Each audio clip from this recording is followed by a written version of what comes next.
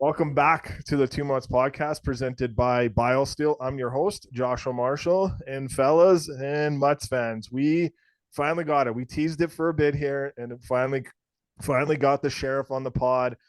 He is a former NHL draft pick of the Buffalo Sabres in 2000. He went on to play a long, great career in pro hockey. And as we say, we had our boy Randy Ranford on too, and we went and played the NHL as well. So any game you play in the NHL is a privilege. And so we have our friend Sean McMorrow. Sean, how's it going?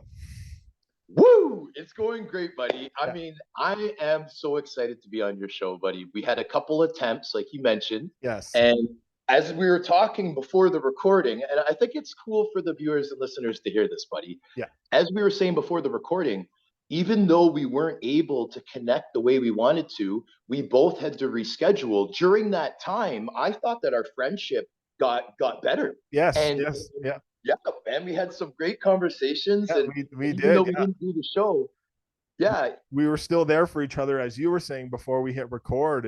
We connected and we're still there for each other, and it's just and a lot of it times, as we know, like we kind of talked about our mental health and like how important it is for us males. There you go, you got your shirt there, and yeah, yeah, so yeah. the sheriff, he's the man. So I guess for you, I like to do these podcasts to help with my mental health. You're knee deep into your podcast. For the listeners that may not know, can you talk about what your podcast is about, why you started it, how you started it, how it's been going since you started it, and talk about some of the amazing guests that you've had on before we kind of jump into your career? Yeah, for sure, buddy. Well, first off, I want to thank you for asking because the Sheriff podcast is probably the coolest thing that I've done personally. I've gotten incredible help from a lot of people. My brother-in-law, Danny Granger, Yeah. aka Danny Granger Art, he has produced probably about 90% of the shows, and he has been a huge help with the social media, the advertising, so on and so forth. So I had to point that out because he's been just as big a part of this as I have to this point. So I'm smiling right now, buddy, because you're asking me a cool question. Well, I have always been interested in the media side of the game. I think that my first year pro, when I saw the way that, and I'm sure that he's you're a big fan of his too, but Rob Ray from the Buffalo Sabres, bro. Yes. Yeah. Okay. Yeah. I idolized this guy growing up. Even though I was a Leaf fan growing up in Toronto, I would see Razor come into town, really give it to Domi about half the times. They had a pretty even series. Yeah. And I admired the guy. I thought it was incredible because Rob Ray was really the only guy that Ty really kind of had trouble with. Like they went back, Ty, they killed everybody, Yes. right? So Razor was that guy that I looked up to. Then when I got drafted, I know we're not supposed to go into the career, but when I got drafted by the Sabres, I really started paying attention to him. And he is probably the biggest community guy in NHL history. He won awards. And I want to say another thing. When I mention the word award, I'm not talking about the glorification. I'm talking about the recognition of what people do and the work that they put in. He Yes. won awards every single year for community service. And there was one night at a conditioning camp in the summer where I was able to witness an award ceremony in Buffalo where Rob Ray was being honored for all the things that he did in the community. And it was a year after I was drafted. I was probably a year away from signing my entry level. But it was at that moment, brother, where I decided that I want to be like this guy. I Yes. want to be a community guy. I want to do the off ice events.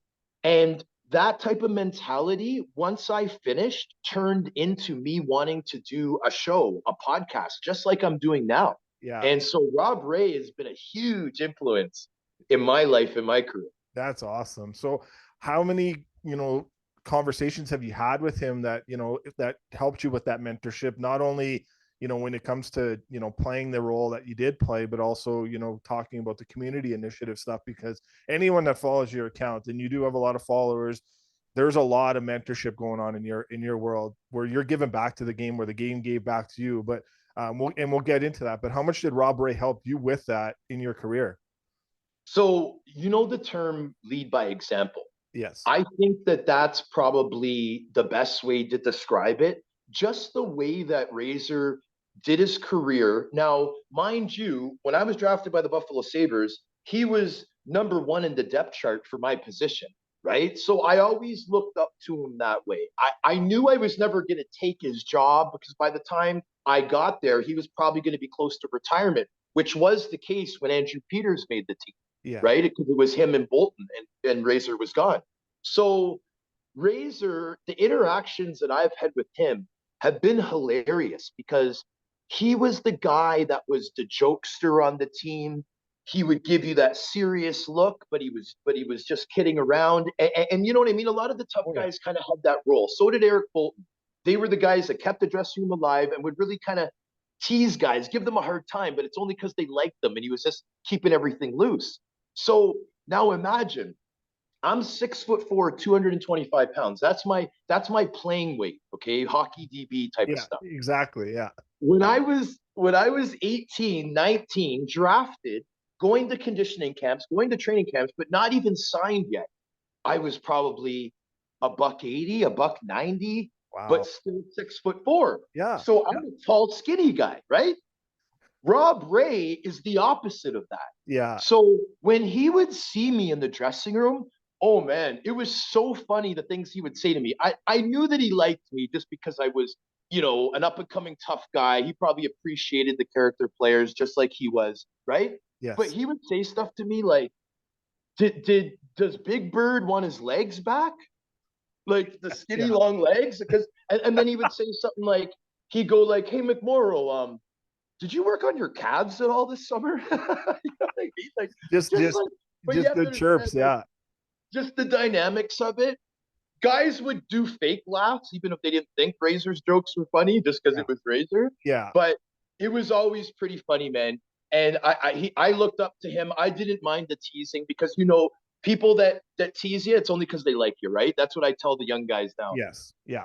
Oh, it has to be that way, right? It's especially with the world's changing now. It's a lot of times you don't know what to say because it could come across the wrong way. But usually if you're in a good group of guys, they can give you some good banter back and forth for sure. And I Yeah, saw it firsthand last night. I'm a diehard Leafs fan, and I live in enemy territory. And don't my group chats that I'm in and messages was going crazy when the Oilers won last night. And it's as long as you don't cross that personal line, it's all respect and stuff like that. And I've got to a point, I don't know where you're at with this. Like I have this tough time in the podcast world, like being critical of players. And a lot of it more now is because like Robbie Shrimp just came out the other day about talking about some of the people that hurt him during his career with some of the comments. You played the game. Like, how is that for you when there was comments made and now you're in the kind of the media side of it? Do you got to kind of walk the line, Sheriff? And like, how do you walk that line? But how did that impact you if things were said during your career too? yeah. So now, and that's a great question, dude. Yeah. Um, the best way to approach this is now. I want to make it clear. I'm not entering a race card thing here. Yeah. This is just me being the type of player that I was and the size that I was. Okay. So now, starting from the OHL, I got it hard, not only from fans in the stands, not only from the visiting commentators. The visiting commentators Yeah. are hilarious, man. Yeah. Like, Yeah. for like guys like me that played like a few hundred games pro and whatever. You know what I mean? Like we got fights on YouTube, and sometimes you get bored and you're just in a YouTube like glaze, and you start looking at videos, and you hear the way that the visiting like announcers and Yeah. like back in the day, man, they had no shame, man. They would say some pretty like mean things sometimes. But now, being the guy that fights for my team, and then me playing those 5.5 seasons in the AHL, fans aren't going to like me on other teams Yeah. because I'm the guy that 80% of the time beat up their toughest guy, Correct. right?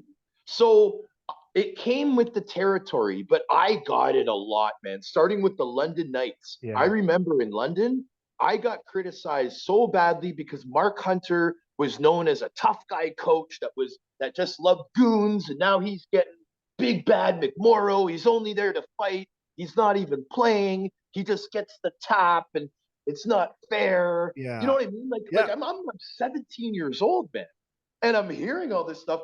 I just want to play. Like I didn't mind the fighting because it gave me an opportunity. It gave me attention. But I was a 17-year-old kid that played AAA his whole life at the top level. Like I was a solid defenseman as a kid, and now I have to play this role, but I'm getting criticized, and people are not liking me, and they're swearing at me and pointing at me, and I'm 17 years old, Yeah. right? I'm not even out of high school, so I got that really young, and I think it helped me in my pro career because even when like some race stuff would pop up, I think I was stronger, having thicker skin because I was that tough guy as a teenager and had to take all that Yeah. rhetoric from the visiting people, right? Yes. Yeah, no, it's very interesting. It's in, in the era, like you're only 3 years older than me, and so and we kind of I grew. would have guessed 10. Yeah, yeah. No, I'm 38. So if you're going hockey DB, I guess you're 41. So sometimes hockey DB could throw a few different wrinkles in the armor there. But and I guess for there and talking about that, we'll kind of get into your career now. And obviously, it says you're born in Vancouver, but you played all your junior hockey out east. So did you guys as a family just move, as you're at a young age back to like move out east? Like how did all that work for you to play born in Vancouver, but to play junior hockey in Ontario? Yeah. No. Thank you for asking. So this is usually the intro to my chatting with the sheriff mentoring sessions Okay, because I have perfect. to like introduce myself, Yes. right? Yeah. So I was born in Vancouver, British Columbia. And then when I was 6 years old, my parents actually split up. And all the kids in my family, there's four of us, we were all born in Vancouver. And then when I was 6 years old, we moved to Toronto because that's where my mom's family was all from.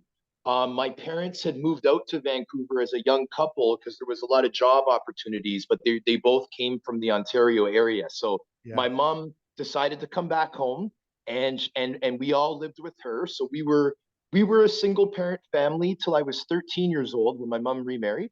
But that was the reason for the move from the West Coast to Toronto. Yeah. Okay. And so I was born in Vancouver, but raised in Scarborough. Nice, nice.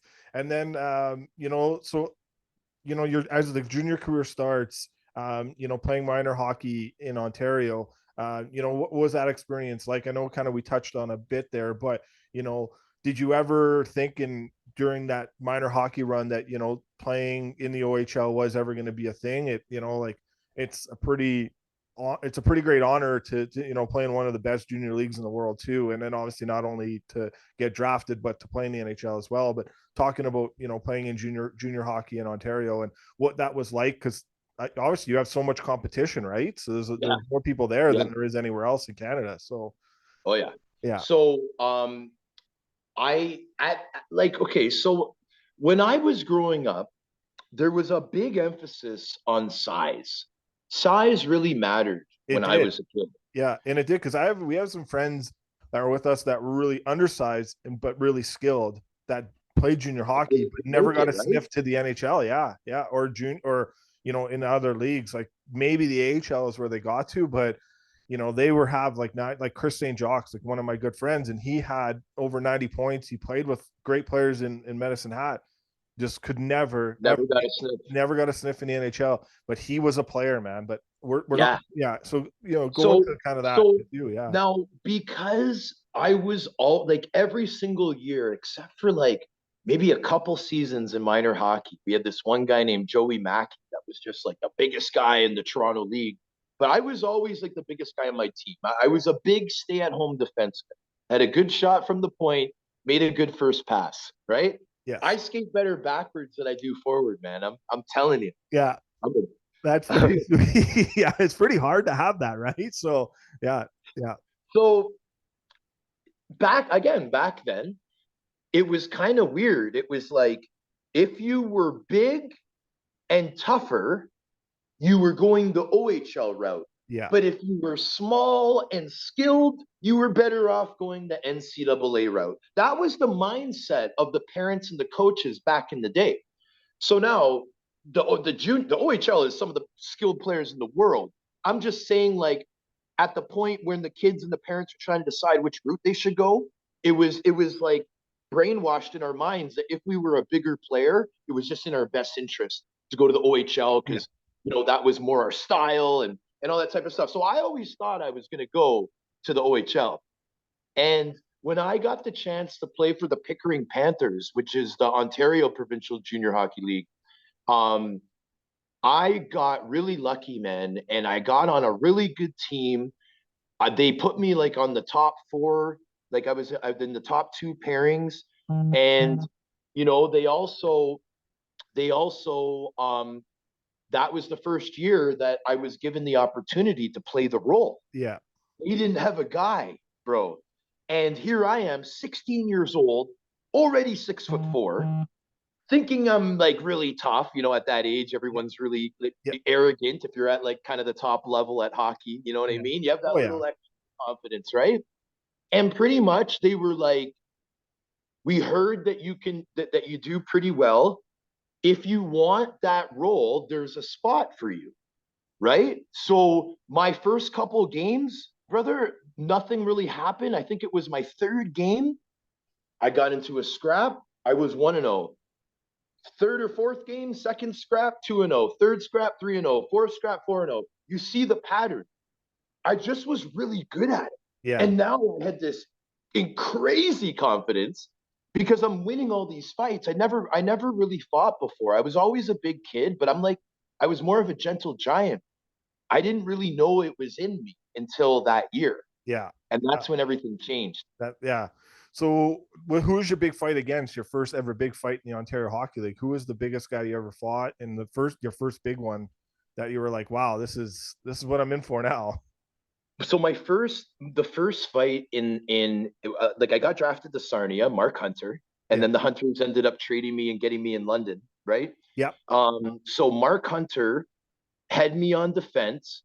He had a couple tough guys up front, but I was like the young tough guy. We played Plymouth Whalers, Yeah. first game of the season. James Ramsey, Southpaw, played in Plymouth. He ended up getting traded to Sarnia, I think his overage year. But James Ramsey, I believe he's from Ottawa, and I also believe that he's currently a police officer. Yeah. No way. That's awesome. Yeah, but Yeah. he was a really tough guy in the O. Yeah. I fought everybody, bro, to be honest. But Yeah. Johnny Erskine was in his 19-year-old season, my rookie year. Him and Andrew Peters were kind of like the top guys, right? Yeah. Johnny Erskine was in London. They were playing in the Ice House. And I ended up fighting him my rookie year. It's on YouTube, and Yeah. man, was I ever lucky he didn't get my helmet off. That's awesome.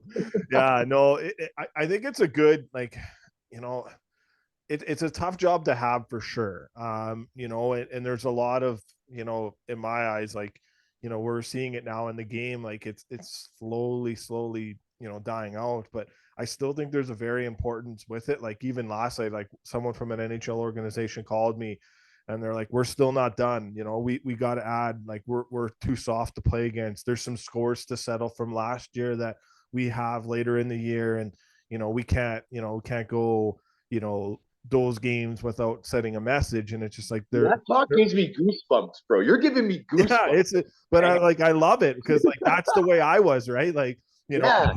but I was that idiot. I don't know, but I played that in rec hockey, where you really can't fight. But like, if someone did something to my teammate, I went and settled that score for them, and like Yeah. if someone played me the wrong way, in a way of like dirtiness or whatnot, I would go settle that score. I would never really go out and look for it. Yeah. Usually, like I'm just the guy. Like if you got me going, then that's the wrong way to go with it, right? So, and like we saw on the weekend, right? Like Luch versus McDermott, and Luch has been on our pod, and he's been a big guy for us, helping us get our feet going. And I think he's still the toughest in the game, and maybe the best in the game. But it'll be interesting on the weekend here if he's still part of the Flames, and if he is, if him and Ryan Reeves fight, because Ryan Reeves is good too, and those two guys have never fought before, so we'll see what happens Oh, there. really? But yeah, they've Really? never fought before. Wow. Luch was on with John Scott, and he said John Scott straight up asked him, and he goes, would you fight Ryan Reeves? And he's like, I've never said no to a challenge. So if Ryan Reeves challenges him, there might be a go there, Come right? on, Weaver. Yeah, Challenge the exactly. guy. We all want to see it. We We all want all to want see to it, see it. right? Send So a message early on, yeah, and man. they got. I think they play each other like they play in Calgary, and then I think next following week they play in Minnesota. So there's a chance they play each other twice there. There's a chance that something could happen. But you know, so talk about like so you get drafted. How was that draft day? Where were you? Who called you? How excited were you when you got that phone call and you got drafted by the Buffalo Sabres? Another great question, my man. So my agent at the time was a gentleman by the name of Mike Gillis. Legend in the game. Yeah, yeah. The same Mike Gillis that was GM of the Vancouver Canucks. Yeah. Right? Had the like there's a long history with Mike Gillis. Very powerful, successful man. But he had a rule. And his rule was unless you were rated in the first 3 rounds, you weren't going to the draft. You just weren't going. Yeah. And the reason for that was he had experiences of a guy like myself that was rated in the 7th round in North America. So there was a good chance that the guy wasn't going to get picked. Yeah. And he had players in the past that were rated later, like me, didn't get picked. And it really killed their confidence. And some of them, it ruined their career, just that humiliation of inviting 20 family members and flying them to your draft and then not getting picked.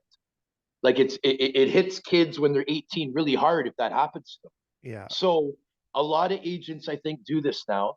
My agent had that way back in 2000. And it was ahead of the time in a way, for sure. Yeah. So he told me, he said, stay at home, have a barbecue, stay by the phone, and have your fingers crossed. Yeah. So that's what I did. And so I had a great day in the house that I'm in right now, because I always do my if I do a Zoom show, I come to my mom's house and do it in Scarborough. Okay, perfect. So all my other shows are downtown in the studio. Yeah. So we were here, had the barbecue. The internet was kind of iffy at that time, so it was a little bit delayed. And I remember when it got to like the 6th round, I was thinking, man, it's already 2-3 rounds behind. The draft must be over, like, because it was a 9-round draft. Yeah.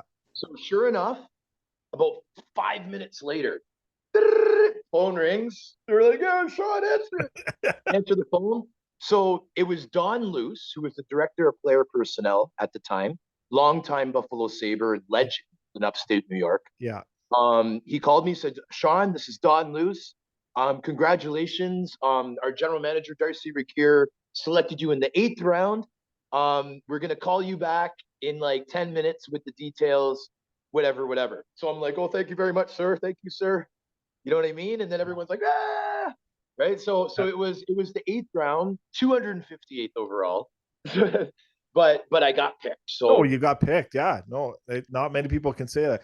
Man, you brought up a legend there, Darcy Regier, man. What a legend, man. Like, how much did he mean to you? Like, I don't know how much dealings you had with him, but man, what like he was so great for that organization in my eyes. Like, I don't know, I'm from afar, but like obviously Lindy Ruff too, but talk about Darcy as a general manager, person, and what he meant to you.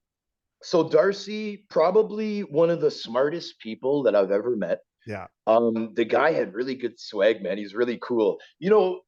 People that are confident like me and you, like I find that people get a little bit weird when you give other people compliments and stuff, right? There's no need for that. It's always good to compliment, right? Yeah. Darcy Regier, I'm telling you, man, this guy had a swag like no one else. He'd walk around like it was like he had like a shield around him. You know what I mean? Like he was a very confident guy.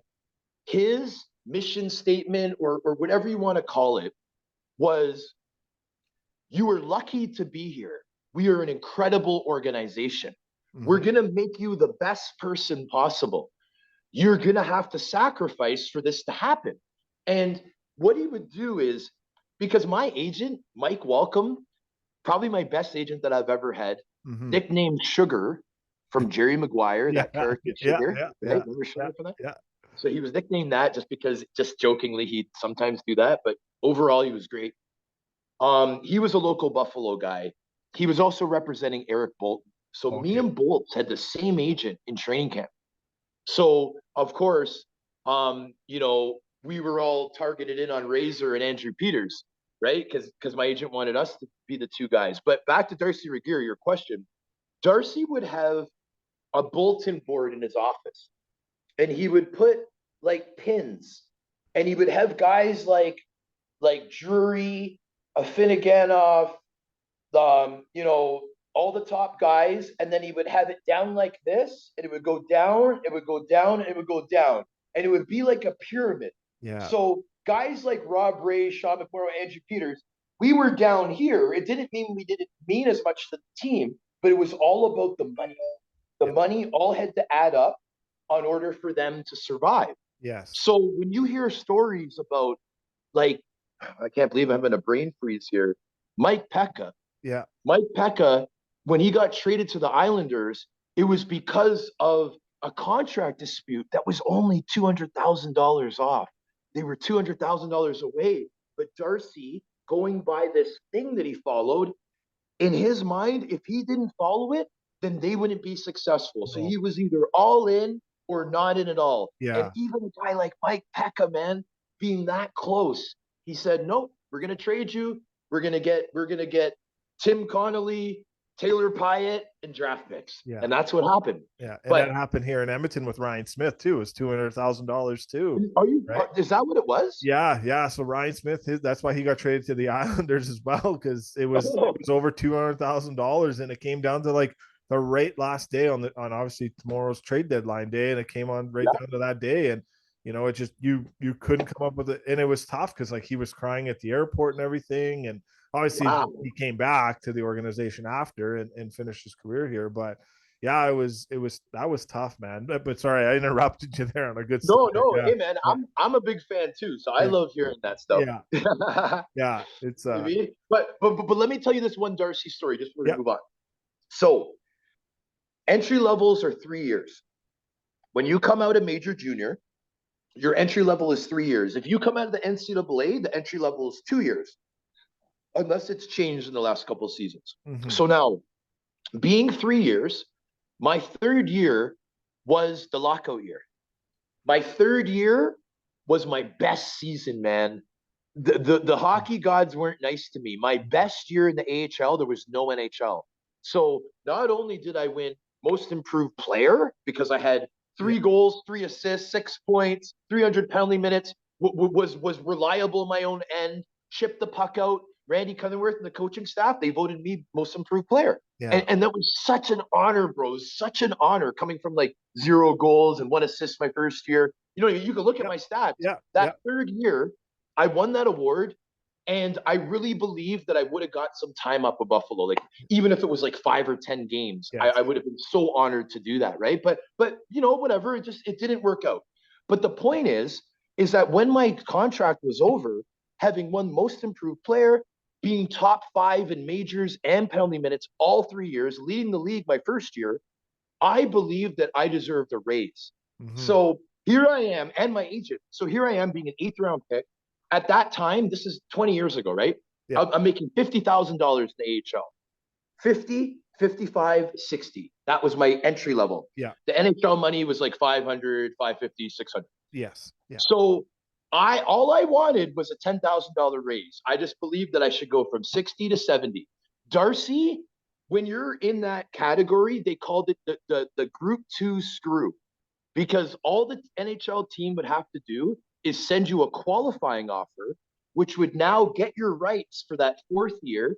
They could offer you a 1-year deal, which they did for me, but they could offer you the same money that you made the last year. So Darcy said to my agent, "We're offering McMorrow a contract. It's a 1-year deal, but it's the same money as his 3rd season." My agent said, "No, he deserves a raise. He's been doing really good for you guys. He's a top prospect, all the stuff they say." Yeah. Darcy said he could take it or leave it. Remember that thing that he's got, right? Yes, yeah. So this is what Darcy said. Darcy said, "I will allow Sean to come in it was HSBC Arena at the time. Yeah. Come into the rink, come and see me in my office, and he can tell me like how he feels about this or whatever. So my agent's like, look, he's giving you an opportunity to go in there and to just tell him that you're willing to work hard, improve your game. You just feel that you deserve a little bit of a raise. You're trying to, you have goals, like, you know what I mean? You Yeah. just tell him. So I went in there, hey Darcy, it was a great meeting. I told him all the stuff that my agent suggested. We shook hands. I walked out. About a half an hour, I call my agent. I'm driving back to Rochester. I go, hey, did you talk to Darcy? He said, yeah, you guys had a great meeting, but he's not budging on the contract. Oh no. So it Oh, was Darcy.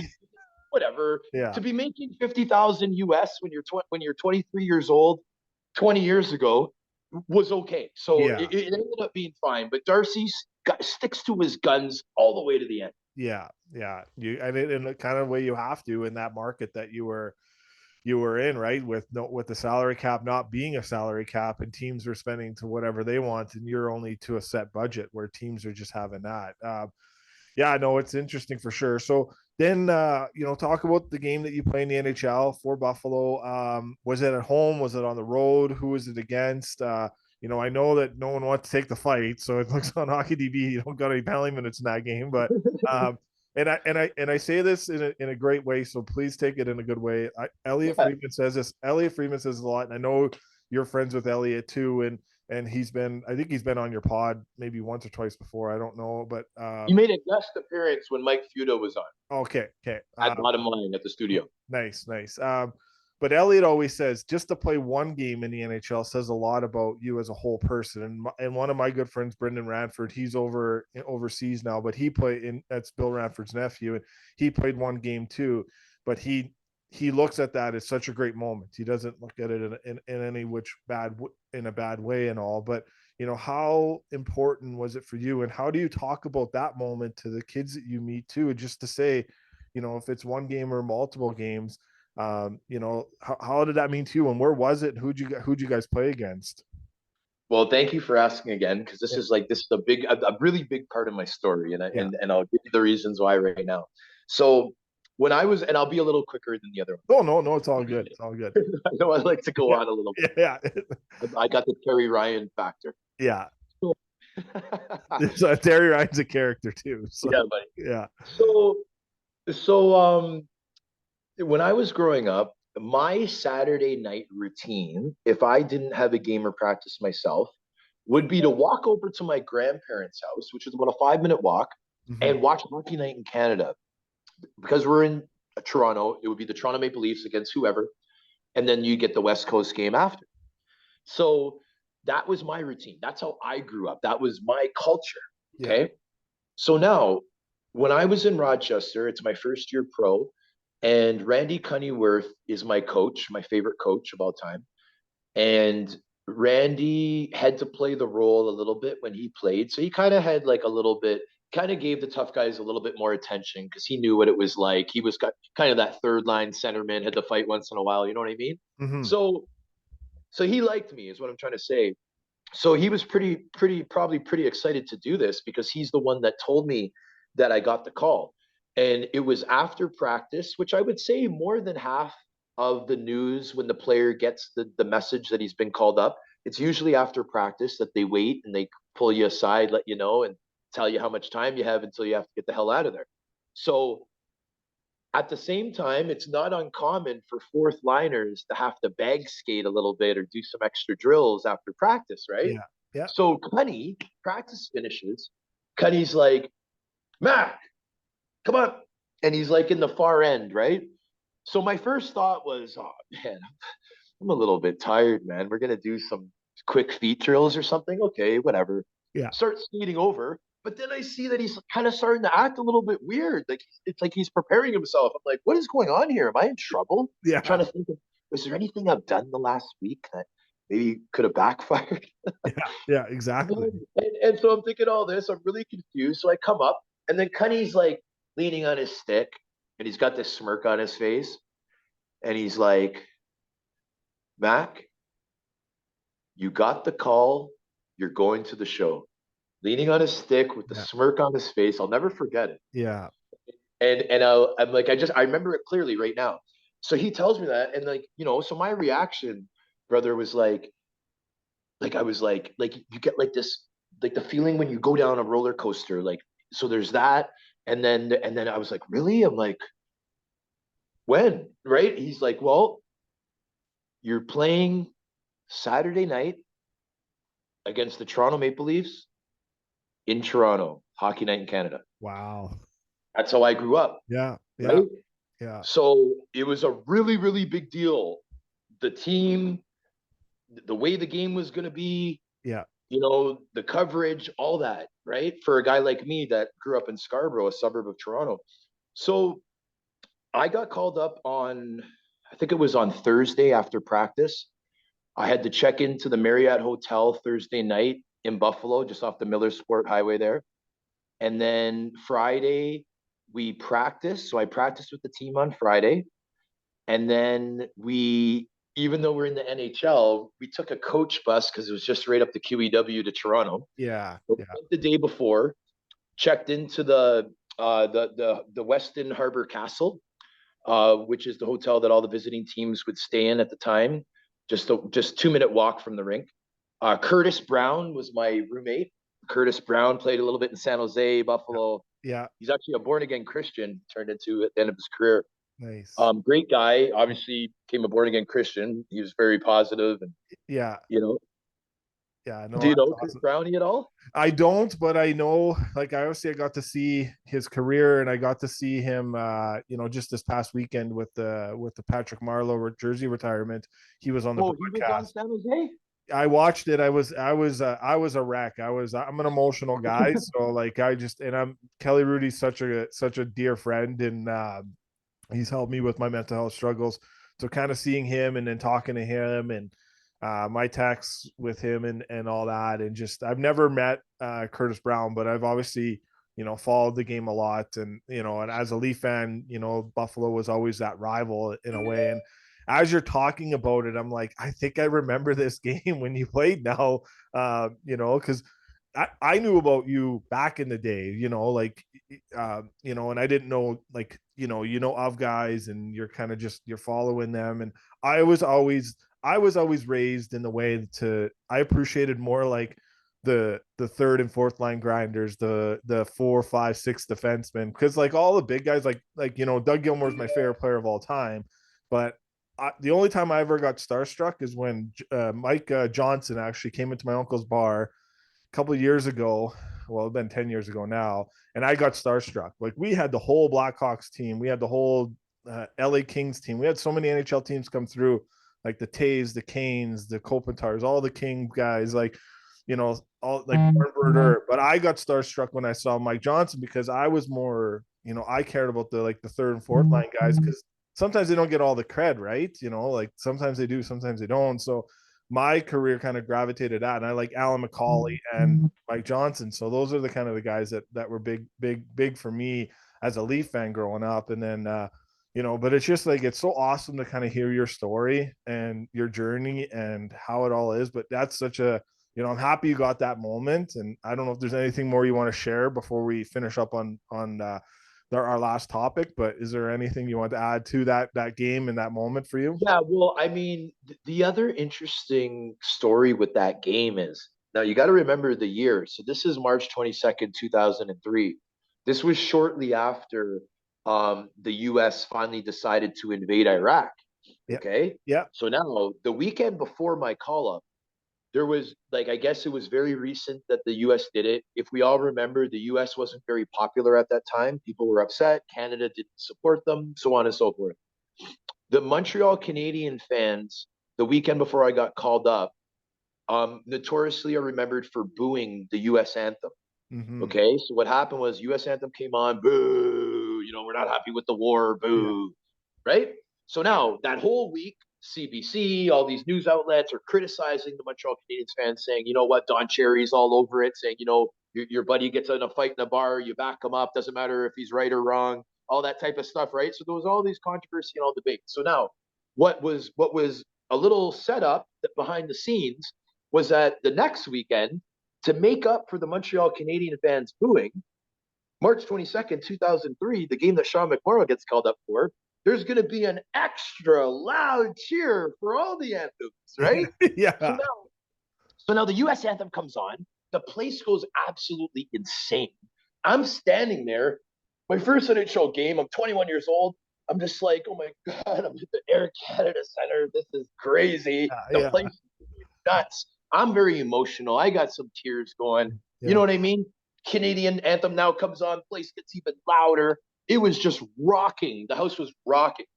Buffalo was out of the playoffs. Toronto was in the playoffs. It was a 3-2 game. There was absolutely nothing extracurricular in that game. Yeah. I lined up beside Domi one of my shifts, said, buddy, I've been watching you my whole life. Will you give me a shot? He just looked at me. There was no like stuff before that in the game, so there was no reason for anything. I was just doing it just to get Yeah. Domi on my record. And he just goes, this is what he said to me. So he's lined up, he's like, kid, you got to make the team from the start of the year if you want to fight a guy like me. And I completely understand. Yeah. I Yeah. would have said that to a rookie that got called up from the coast to the American League, right? Yeah. When I was Yeah. a So you're graduate. saying it back. Yeah.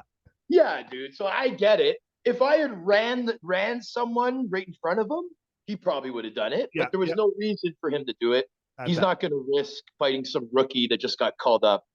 You know what I'm saying? Yeah. Yeah. So, And I think you still see that now in the game where oh most of those yeah, guys aren't, right? So you got to work your way to the champ. yes, you do. You can't just walk in and get the champ. That's not how it works. So we'll finish up on this. Obviously, we just had Black History Month, and the importance of that and how the game is growing.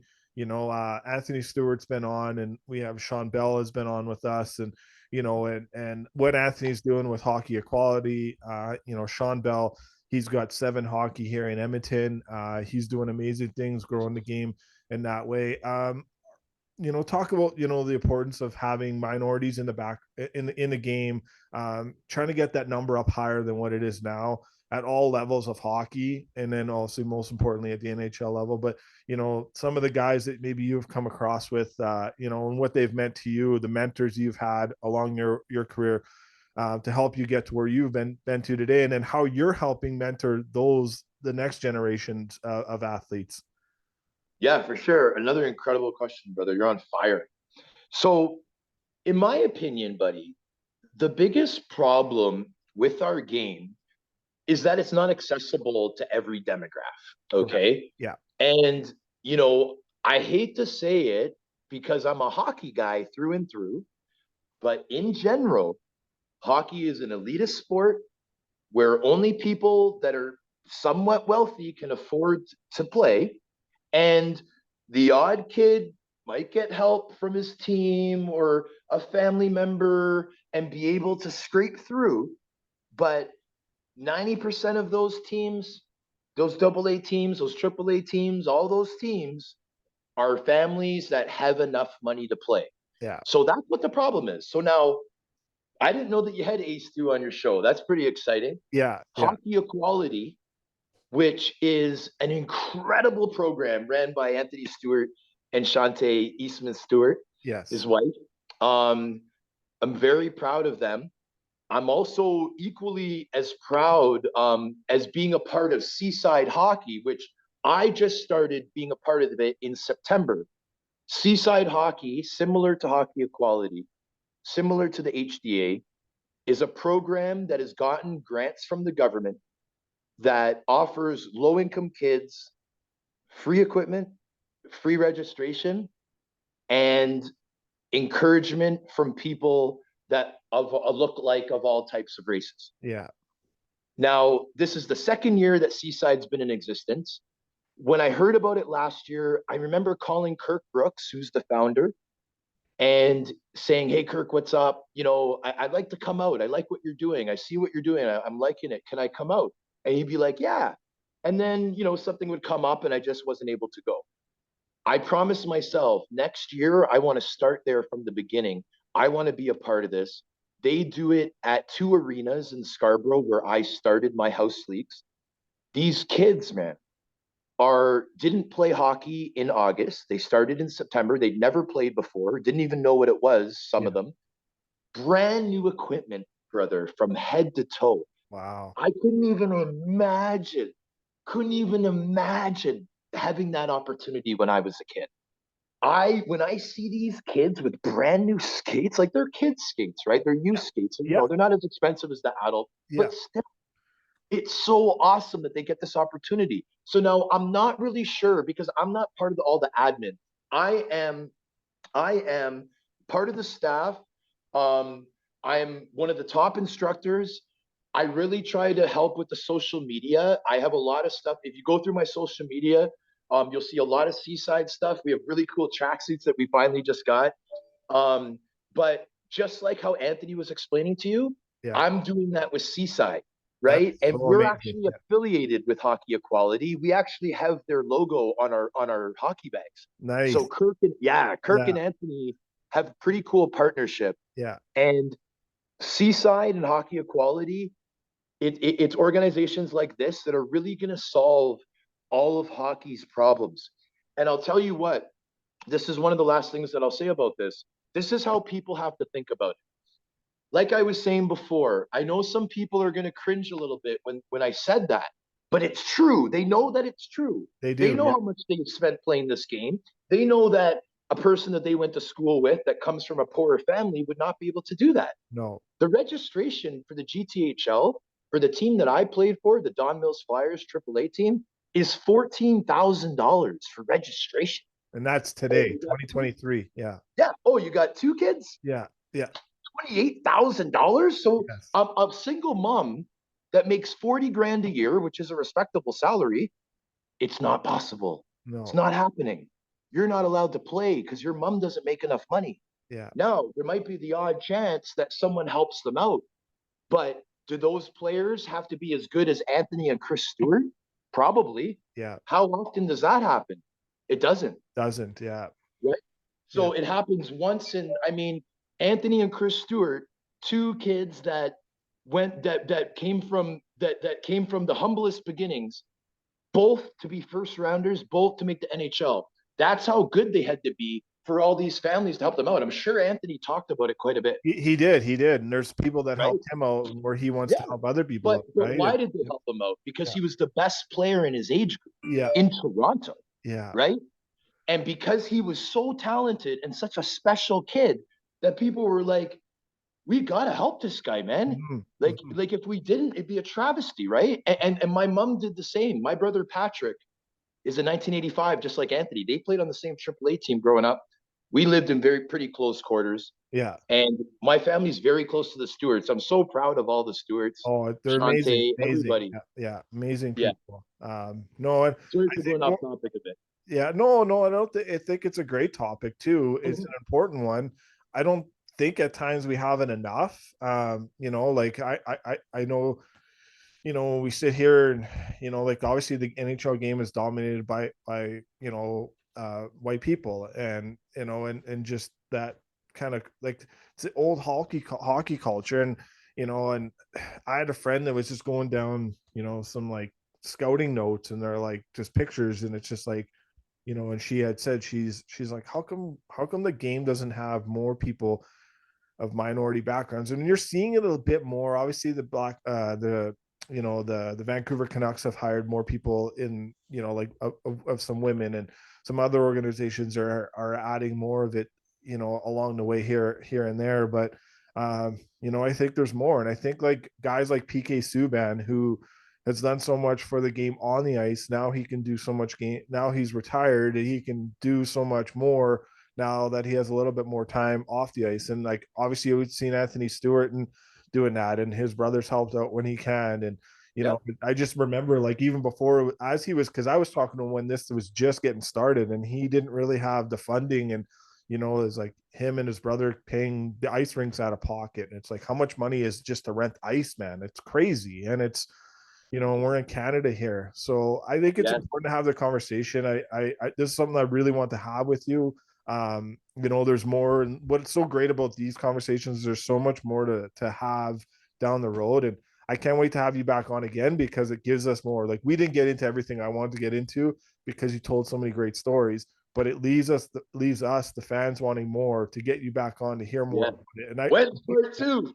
we will do part two for sure. So we should do it before the playoffs start. Once all these teams are kind of, in, we'll maybe do get back into your career, but then maybe break down some playoff stuff once all these teams have made their trades and all that, and some of the junior kids come up, and see how that works. But I honestly, Sheriff, I can't thank you enough for the time that you gave us today. And I don't know if anything you want to add, final comments before we sign out today.